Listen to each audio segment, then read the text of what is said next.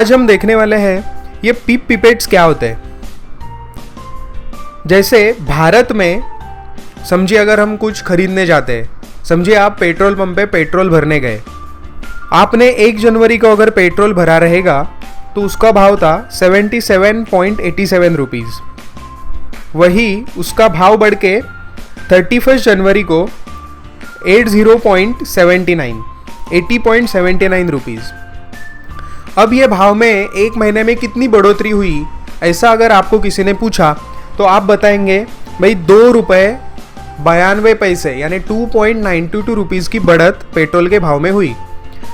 तो दोस्तों अगर आप एक भारतीय आदमी को ही ये बता रहे हैं तो वो आसानी से समझ जाएगा कि आप बोल रहे हैं ये 2 रुपये 92 पैसे का मतलब क्या है, एग्जैक्टली कितने रुपीज़ से उसका भाव बढ़ा है, ठीक है। लेकिन अगर आप ये अमेरिकन आदमी को बताएंगे तो उसको ये समझ में नहीं आएगा।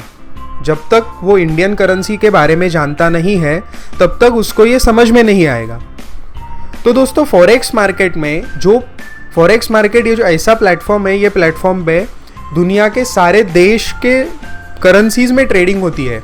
जैसे हमने करेंसी पेयर्स में देखा कि यूरो यूएसडी जेपीवाई, ऐसी करेंसी में अलग अलग देशों की करेंसी में ट्रेडिंग होती है।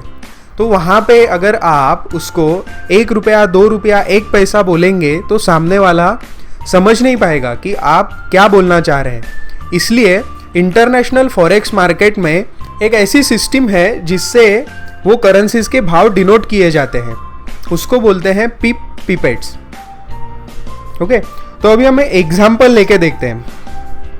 देखिए आज यूरो यूएसडी का भाव चल रहा है 1.23600 और यूएसडी जेपीवाई का भाव चल रहा है 107.50। वही यूएसडी आईएनआर का भाव चल रहा है 64.10। अब इसमें पिप किसे कहते हैं दोस्तों? पिप यानी PIP का फुल फॉर्म है परसेंटेज इन पॉइंट्स। पिप यानी smallest price change. Smallest price change यानी कम से कम प्राइस में जो बदलाव आता है उसे एक पिप कहते हैं। जैसे कि यूरो यूएसडी का भाव 1.2360 से बढ़कर 1.2361 हो गया तो इसका मतलब उसके भाव में 1 पिप की बढ़ोतरी हुई। अब देखिए यहाँ पर 1 पॉइंट के बाद 4 डिजिट डिनोट किए हुए हैं। कुछ करेंसी पेयर्स में जैसे यूएसडी जेपीवाई का रेट पॉइंट के बाद सिर्फ 2 डिजिट से डिनोट किया जाता है। जैसे हमने पहले देखा कि यूएसडी जेपीवाई का रेट 107.50 है। अब इसमें अगर 1 पिप की बढ़ोतरी आपको देखनी है तो इसका भाव 107.50 से 107.51 होगा, तो उसमें 1 पिप की बढ़ोतरी मानी जाएगी। दोस्तों कुछ ब्रोकर्स और ज़्यादा एक्यूरेसी के लिए पॉइंट के बाद 4 डिजिट के अलावा 5 डिजिट और 2 डिजिट के अलावा 3 डिजिट में रेट डिनोट करते हैं। ये जो लास्ट वाला जो डिजिट रहता है इसको बोलते हैं पिपेट।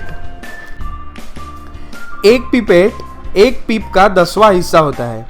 मतलब एक पिपेट जब 1 से बढ़कर 10 हो जाएगा तो पिपेट में 1 की बढ़ोतरी हो जाएगी।